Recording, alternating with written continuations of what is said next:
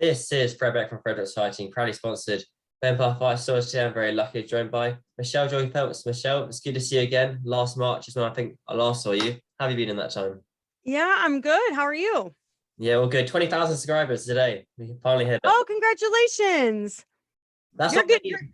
That's not many compared to you, though. If you're doing 400,000, 500,000. No. You know what, though? We all start somewhere. So I was once at 20,000. One day I'll be at 1 million. It's just as long as you're persistent and consistent, you'll get there. And you How are. long? How long do you think it'll be to hit 1 million? Ooh, I don't know. Took forever to get to 100,000. But once I got to 100,000, it just was like smooth sailing. The following year, when you go up like another 100,000. So it was like weird how long it took me to get to 100,000 and how quickly it was for me to get to 200,000. And then the pandemic hit and it slowed everything down. And then so that's why it took a while to get to 300,000. So who knows? I mean, you never know what's going to go viral and like what's going to get subscribers to come in quicker than others. And then obviously it's the content you produce. Everyone's different. So it just really depends on who or what type of audience you're reaching out to. Yeah, well, I think the audience I've got is kind of more of a YouTuber, kind of maybe more the younger audience right now. I'm not sure. I think it's more the younger kind of YouTuber, TikTok audience. Mm-hmm. That's when the channel got quite a few views. Was at the event I saw you last at, which Mm-hmm. is March, where you had the Deji fight. And so when we were queuing outside, it was me, Umar, and some other guys for other interviews. Tell me about these buzzing noises you were hearing. I have no idea what the hell it was. I still don't know what it is, but I just kept hearing, like, I woke up in the middle of the night completely like disturbed. I was like, what is this ringing noise? It was like this, and I was like, at first I thought like it was in the room I'm in. So I'm like looking around, like, sometimes you have something unplugged and you don't realize like it makes a ringing noise with it. I couldn't understand what it is. And it just was going on and on and on, went on the whole night. And then the following day I kept hearing it like a distant ring. And I'm like, what is happening? Like, where's that noise coming from? So I remember asking everyone, like, does anyone else hear like this really weird ringing noise? I feel like no one was like, no, what are you talking about? I'm like, I'm channeling these aliens too much. I'm doing too much over here. So, yeah, I don't know. It's really, really weird. I still don't have an explanation for it, to be fair, but I know I heard it and it was driving me insane. And this is when we were in Wembley. But what, you only heard this when you're in the hotel, or was it when you queued the whole week? So I heard it in the middle of the night. So I woke up to having this annoying ringing sound and had no idea where it was coming from. But for the next day or so, I kept hearing it. Like everywhere I went, I was hearing it, but it was a little bit more faint throughout the day. But in the evening, or in the middle of the night, should I say, it was really loud. It was to the point where it was hard to sleep. That's how loud it was. I don't know. Why not just go outside your hotel room and see if you can still hear it then? Well, I did get out. I did sort of like, I opened the door, I was looking around and I was like, where's that fucking sound coming from? Like, just don't know. I still don't know what it was, but I was just asking anyone else. I'm like, did anyone else hear like some really strange ringing sound in the middle of the night? No one else knew what I was talking about. Yeah, I remember that now. Yeah, no one else had a clue. But you think that's aliens? No, I don't think it was aliens. I think it was something weird. I mean, I'm just joking when I say I'm trying to, it's probably me trying to channel my extraterrestrial neighbors all the time. So maybe I had some like weird thing going on. But actually, funny enough, I had a story 2 days ago. I was at the movie premiere for Lightyear because I was doing some red carpet interviews. And I'm sitting there because they're COVID testing us first. And so I'm sitting there and I look up in the sky and I see this metallic circular thing next to the moon. And I was like, and I swear to God, I have text messages from people who were at the event. And I go, hey, look up at the moon, like, tell me you see that thing. It was just floating there. And at first, your first initial thought is to go, it's an airplane, but airplanes move, Fred. Like they move. They don't just sit there stagnant. And it was just stagnant. And I'm like, no way. So I grab my phone and I'm trying to zoom in, but because of like the sunlight and with the whatever, I couldn't I couldn't see it on my phone. It wasn't clear on my phone, but when you looked away, you could see it. So I messaged two people. I knew someone who was coming out of a screening and the other one that was at the actual event. And neither one of them responded to me right away. And then someone goes, "Oh, hey, I just got your message. What are you talking about?" And I'm like, "Well, it's not there anymore." But it was there. It was just sitting there I must have been sitting there for what, 15 minutes waiting for the test. And then when I had walked over to the carpet to where we were supposed to be standing, I looked up and I didn't see it there anymore. So it was really weird because it was just sitting there for like a solid 12 to 15 minutes easily. Did you not take a photo of it at all?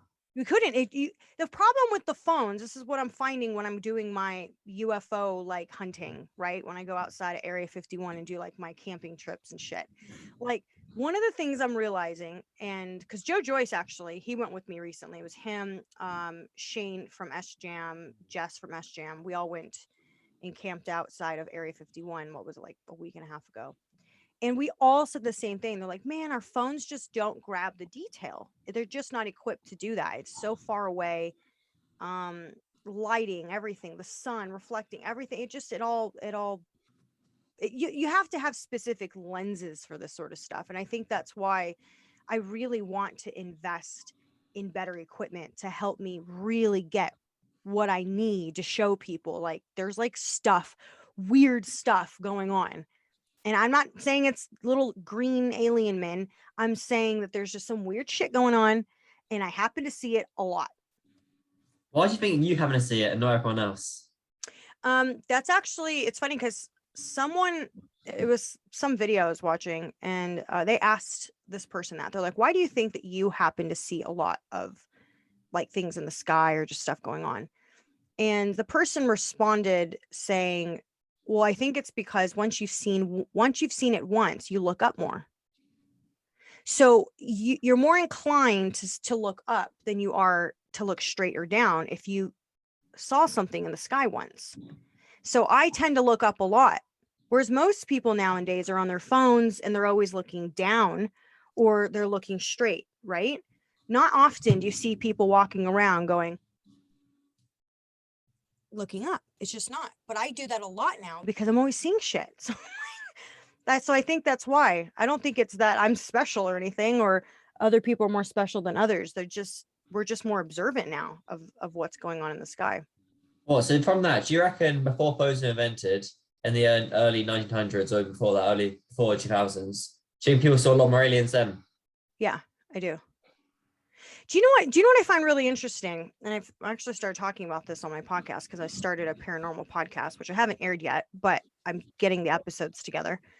When you see, okay, so like this is just an example. When you see shit, right? So if I was to show you right now, like I think this was what I use as an example. It's really poor illustration, but this is just for shits and giggles. If I was to show you this shit right now, right?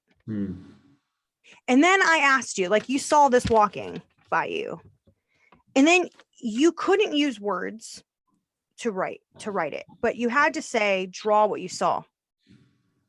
And you draw this, right? And let's just say like 1,000 years later, someone walks by and goes, "That ain't real. That person didn't see that shit." But that was your only way of describing what you saw, was by drawing what you saw. So I believe that back in the days, they drew what they saw or painted what they saw because that was their only form of communication, really, of like, that was how they communicated, as you know, like they would always have stones with these very unique paintings on it.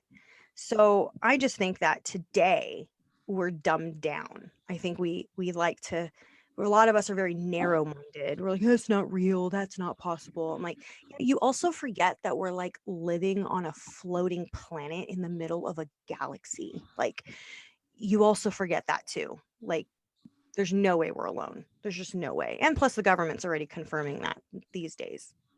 But hang on, Michelle. To say they draw that down, why don't they just write a whole paragraph down to describe it? Well, they do. They, like, for example, like ancient Somalian texts and stuff like that. They do have a way of writing things out. Their storytelling oftentimes was done in depictions of paintings. So they would draw stuff. They weren't words like we have today, but they would draw stuff. So that was their form of writing. It was just a different way. Like we write how we write, Japanese write how they write, Chinese write how they write. English is one thing, but there's like all these different forms of how you write things out. Well, it was no different back in those days at all. So Michelle, if all these aliens exist, why have we not seen them? We have seen them. But What are why you talking about? and why are they not all over the news? Why are that not being breaking news bigger than COVID? That's a government problem. I don't know. Look, the Pentagon just released a 1,500-page document that confirmed a lot more. They continuously drip feed us information. It's just up to you to pay attention. The mainstream media doesn't do a lot of stuff. The mainstream medium only likes to put out certain information. They don't like to put all information out. That's why I can't stand reading half of the newspapers and stuff these days. I'm a bit old school like that. Like I like to read and do a lot of research, but I've realized I've kind of become a bit jaded to the media these days because it's just they're writing too many opinion-based articles as opposed to giving us factual articles that allow us to make our own minds up based on the information. So that's one of the things I don't like, but it is out there. And I think it's interesting because when I tell people certain things, I'll be like, yeah, the Pentagon recently released documents that said that there were, cases of alien abductions with women coming back pregnant. Now, that's a real document, Fred. Like, I'm not bullshitting. That's like a government document that was released. And the only reason we're getting that information now is because of the Freedom of Information Act. Are you familiar with that? No, I heard of that before. The Freedom of Information Act is basically our right. I think it's like 50 years later to get information that is considered like government top secret documentation. So that's the only reason we're getting this information now. So our kids will receive more information from today than we probably ever live to see. Okay. See how that works? So it's delayed information. So it's there. It's coming out like 50 years later. So why do you think they're trying to hide it from us though, Michelle? Why are they trying to do that? I don't know. There's a million different, I guess. There's a million different things. Honestly, I have so many different opinions of how that could go. And that's a really long conversation, Fred. Like that's like for my podcast. Like that's like I can get into like all these different angles that I believe. And of course, people are like, oh, she's wearing a tinfoil hat. And I'm surprised I don't own one by now, just for shits and giggles, because, I always get told you're a conspiracy theorist. And I'm like, I'll fucking own it if that's what you want to call me. I prefer to call myself a critical thinker, but I'll take it. I don't care anymore. But I do believe, and I don't want to misquote this, but NASA, as of recently, was it NASA or was it the Space Defense Program? I can't recall. It was one of those, but they recently hired, and if I remember, it was like 20 or 22 different religious leaders. And they want to work with them because they want to know how they can disclose more information without scaring people who are religious. But don't the media scare people the whole time? Isn't that kind of what they did during COVID? So surely the aliens wouldn't have been that much of a big difference. I mean, I agree with that. But think about it. Like, let's just say right now, I think people they want to believe that if there is some sort of alien being out there, or alien or beings, because there are, more than just one. It's not like this little green alien guy running around. But I think people would be more inclined to be afraid because of how the media portrays them in movies, like that they're evil and they're going to attack us. And the reality is like, if they were going to attack us, they would have done it ages ago. Like, we wouldn't even be here right now if their goal was to, in fact, we would have been born knowing they exist because they would have had us as their slaves. Like, that's what it would have been if that was the agenda. So I don't think Michelle, or you could argue they're still gearing up for that attack. You never know. Yeah, I don't believe that. Yeah.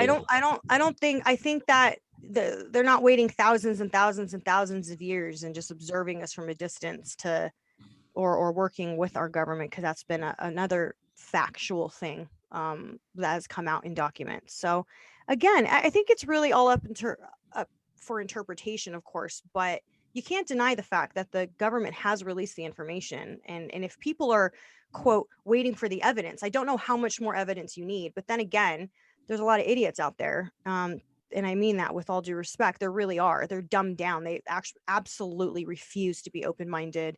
But one day they'll realize, and I don't know if that's going to be through death and afterlife, or if they're going to realize, or if it's going to be disclosure at some point. But given how quickly the world's changing and how weird things are getting, I would not be surprised at all that we really do learn that in our lifetime.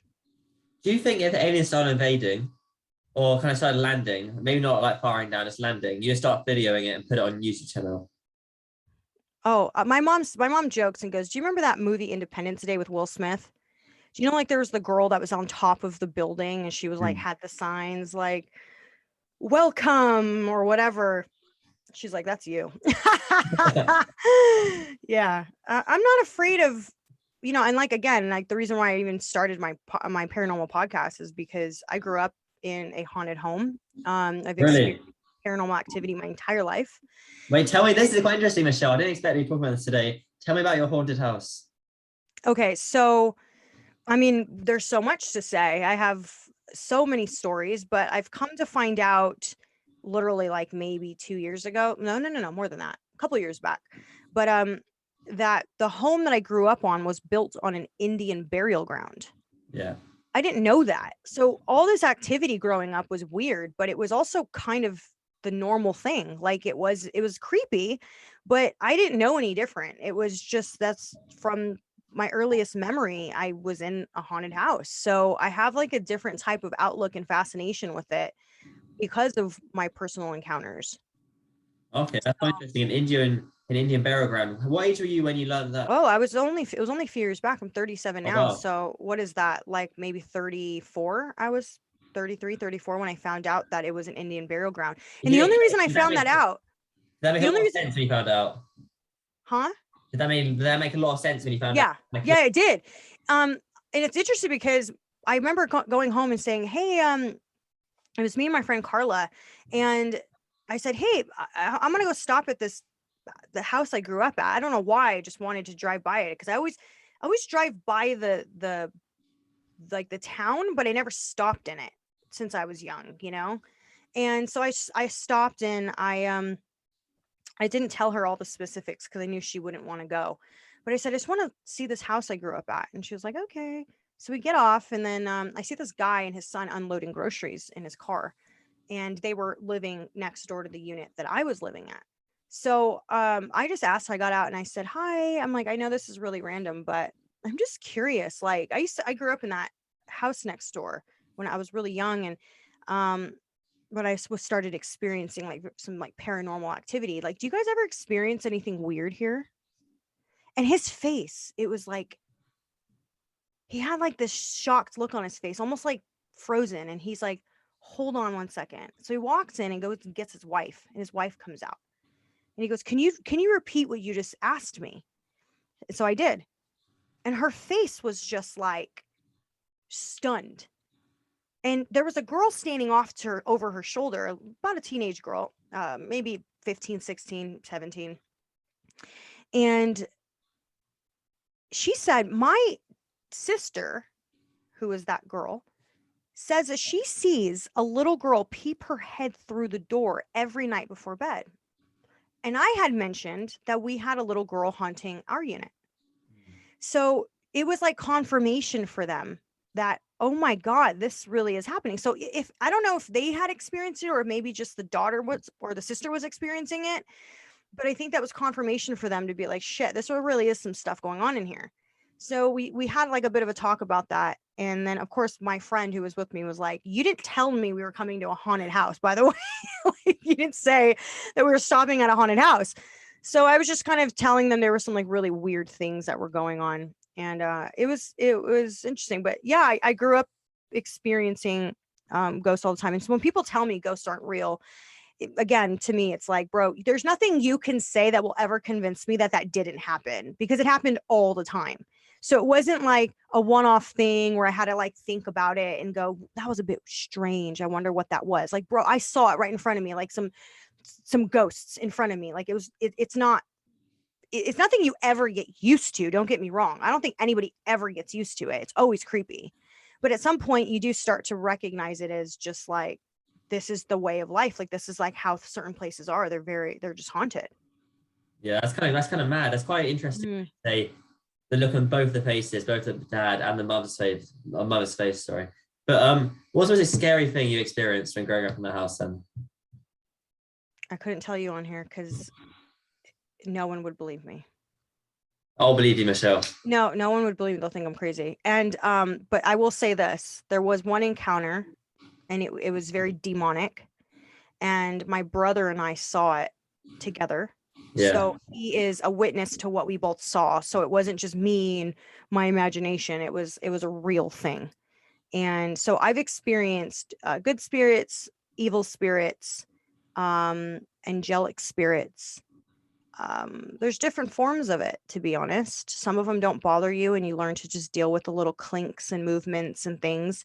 Then there's the ones that are very aggressive and they're actually physical. So Can't you get a Vic around to make them go away? Is that still a thing? is what? If you get a Vic around to make them go away, or a priest round? What's that mean? Well, my mom was saying, I think it was my mom's brother, his house was kind of haunted, and Mhm. saying that they'd get sort of priest around. Oh, a priest around. I'm sorry. I Yeah. thought you said I didn't understand. Okay. No, we have. My family is very spiritual. And so my mom's always experienced things. My dad experienced things. I experienced things. My nephew experienced things. Not everyone in the family experiences it, but there's some of us who just experience it more than others, and some that have kind of briefly had little weird things. But I would say between my mom, my dad, myself, and my nephew, we've not only seen them, but felt them and had like some really crazy encounters with it. So, but no, we have had blessings and stuff like that over the house. Like my parents' house right now, I, I don't know if I would say it's not haunted, but it's also, it's been blessed on a couple times, and there's been this entity that constantly comes and goes. And it was like our neighbor's son had committed suicide, and my dad always saw the boy in the backyard. Just really weird stuff. And then I would be at the house, and all of a sudden, like, like those long blinds. I don't know if you guys have those there in the UK, but like they're like the long blinds, so you twist Shutters. it and they open. They No, they're wooden not really. shutters, then. No, shutters are this way, but the blinds go this way. They're Oh yeah, they long and slide. They go hang. like that way. Yeah. Yes, correct. Oh, offices. Yeah, they got So those over here. Yeah. okay.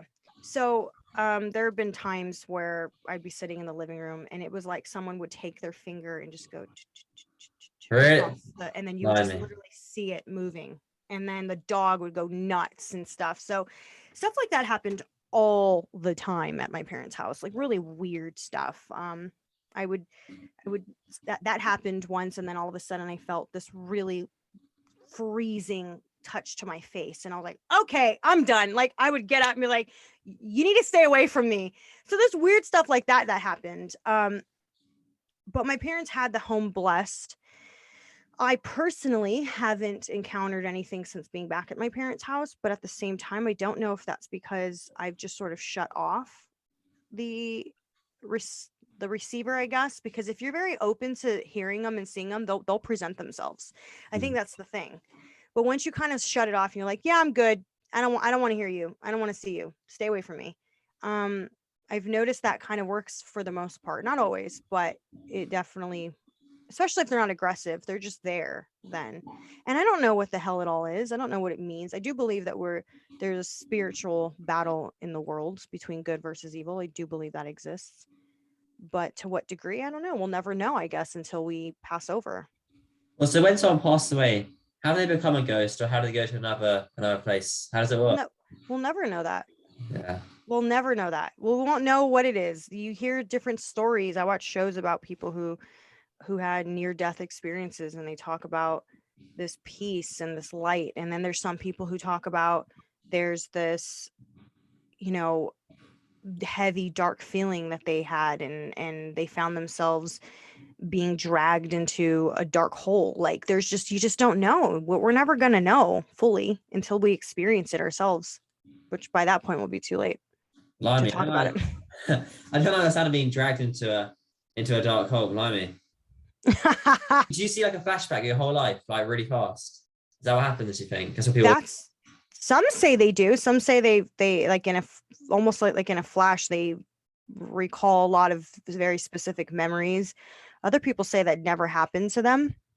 So it really depends. I don't know.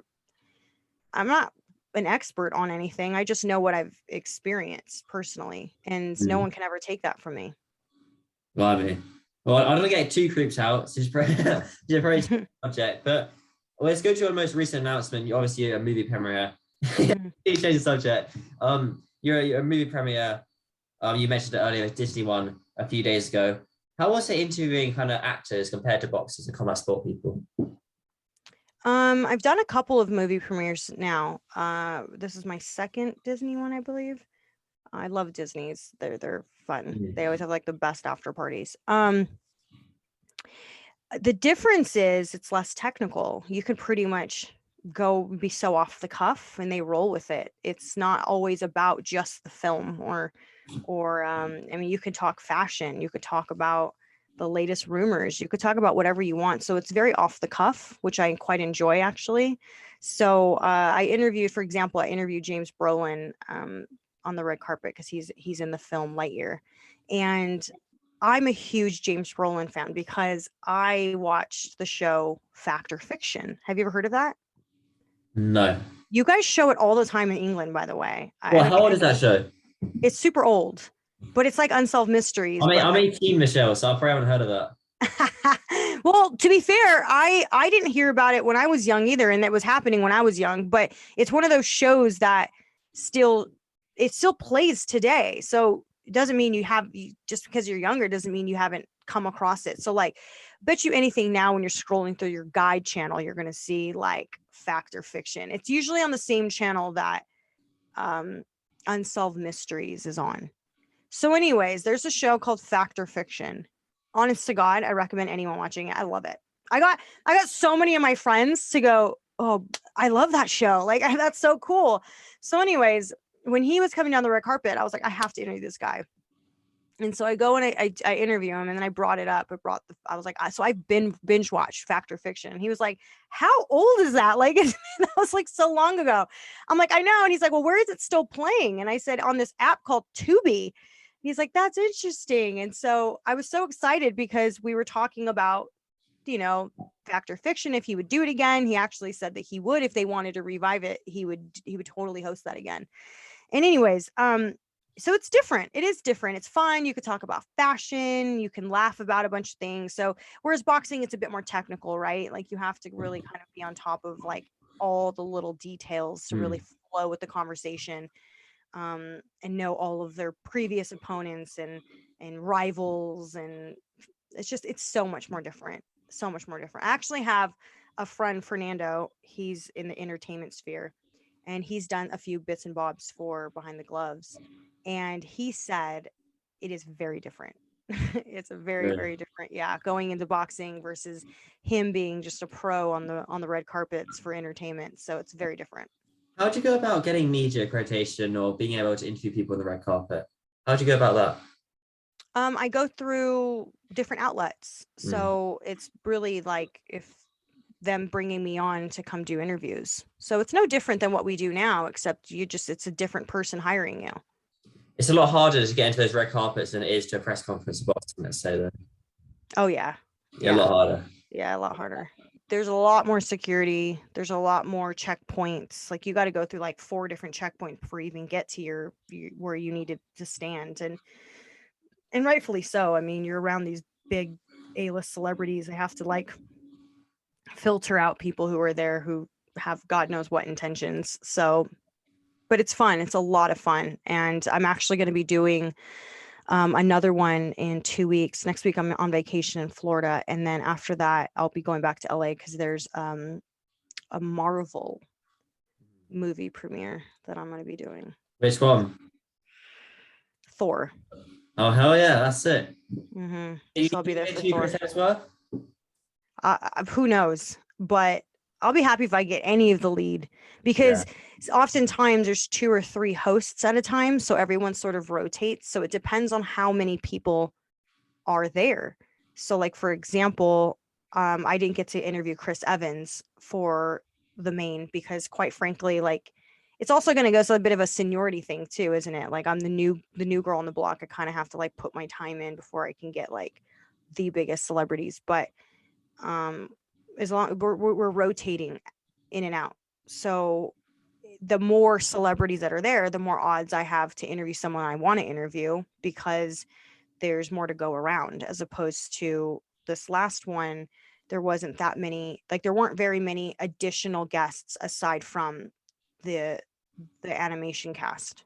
The main cast. Okay, I understand. Mm. Obviously, Michelle, you've probably done thousands and thousands of interviews in your time. Do you ever get starstruck at all or nervous for an interview ever now? No, I'm waiting to get starstruck. Well, you must be I've starstruck sometime in your career. If I met Brad Pitt, I probably would be starstruck, I'll be honest. Or like Julia Roberts, something like that, because I'm huge fans. Um, but it's weird because I think when you're around celebrities so often, you just sort of you kind of see them as just people who are just, I mean, they're just people at the end of Mm. the day. So I'm still waiting to get starstruck. Like I'm still waiting. I'm waiting for that moment where I'm like choked up, don't even know how to get words out. But no, I can't say that there's anyone in particular that I ever have been that way with. Not yet. So you'll finally get your big shot on the red carpet, and then you get starstruck and never be allowed in again. Yeah, I'm sure they'll give me a pass, but I honestly don't think that I'm like a pro when it comes to like separating my personal, like I'm good at like kind of, even if I am maybe nervous about an interview, maybe I don't know how to or what I'm going to ask, I try to just really go flow, like just let it flow, just whatever comes up, let it come up. So I think if there's ever a moment that I might come off that way, it's probably because I'm maybe struggling to come up with like what I can ask that's different that 100 other people didn't already just ask them down the red carpet. But yeah, I'm not, and I say that respectfully because I've met so many celebrities over the years. Like I used to live in Hollywood. Some of my closest friends were movie producers and had the biggest premieres and stuff. I've met a ton of people. I just have never actually had an encounter where I was like, oh my God, like couldn't find words.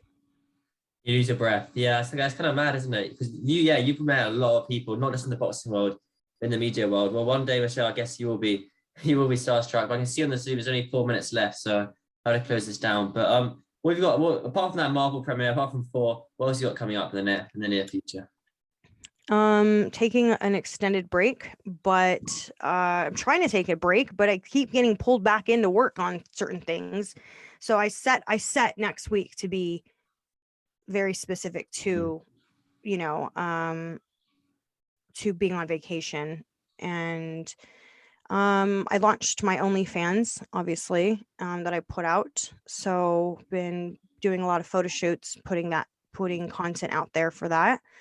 And yeah, so aside from that, obviously, you know, the upcoming boxing fights that'll be kicking off in July, August, September. Looking forward to those. Busy then, very busy. Yeah, busy, but in a different capacity. Because I actually got a job with the ACL, which is the American Cornhole League. Oh, I'm yeah, actually going to I saw, be, yeah, on Twitter. yeah, I'm going to be their sideline reporter for all their ESPN and CBS shows. So that starts July 1st. So I'll be balancing that between boxing and entertainment. So I'll be doing a bit more of a variety as well as the podcast, paranormal side of things too. I'm really just trying to branch out because I just feel like it was just becoming very repetitive for me. It was the same old thing again and again. And I just really needed to kind of take a step back and get a little bit of get more creative with things so that I was able to really start to enjoy what I was doing, because it could become just work and not also like enjoyable to be at work. So I had to sort of reinvent myself. I'm like, okay, well, I'm going to try new things and see how it goes. And I'm really grateful I did that because, you know, now I have this wonderful network, 2 networks, not one, but 2 networks that I'll be on every single month. So I'm excited about that. Yeah, ESPN. That doesn't sound too bad. That's very Hmm. impressive. And Michelle, thanks so much for your time. I know just then saying how busy you are, you give me about 40 minutes of time here. So I do No really problem. appreciate it. But I'm sure we'll catch up soon. But thanks for your time. All right, no problem. Have a good one.